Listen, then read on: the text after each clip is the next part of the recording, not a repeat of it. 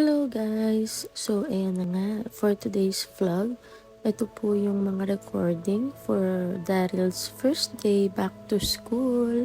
So ayan nga, medyo na-late nga yung entry namin mga moms kasi naman itong aming bagets nagkaroon ng sakit at kailangan mag-recover muna dahil yun nga, medyo natagalan kami doon sa emergency room nung sinugod namin siya nung nakaraang linggo.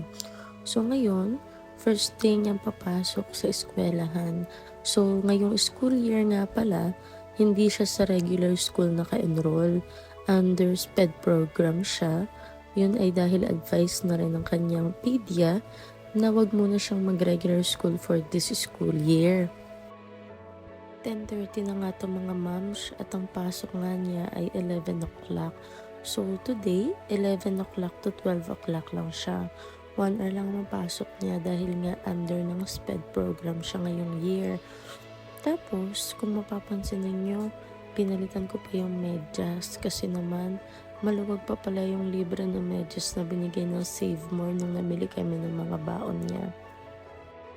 At ayun na nga, binibisan ko, tinadyakitan ko kasi magmamotor lang kami mga moms.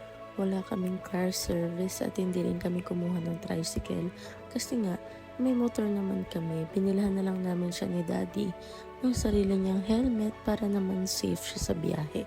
So handa-handa tayo ng baon. At ito nga, may paalis na nga kami dito mga moms. Hinahanda ko lang yung ID niya. At sinuotan ko nga rin siya ng helmet dito. Makikita niyo yun sa mga susunod na video. So ngayon, hihintayin ko lang siya dun sa school dahil nga 1 hour lang yung pasok niya.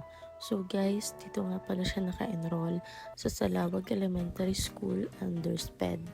At ayan, game na game nga si Bagets na magsuot ng sarili niyang helmet.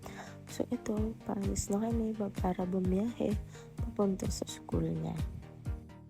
At dahil nga first day ni Daryl pumasok sa school, may mga pina-fill-upan sa akin si teacher ng mga form para makuha yung history at data ni Daryl.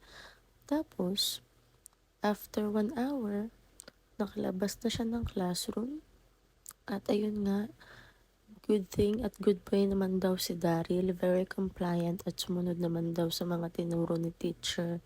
So, ayun lang guys. Till our next vlog. Bye!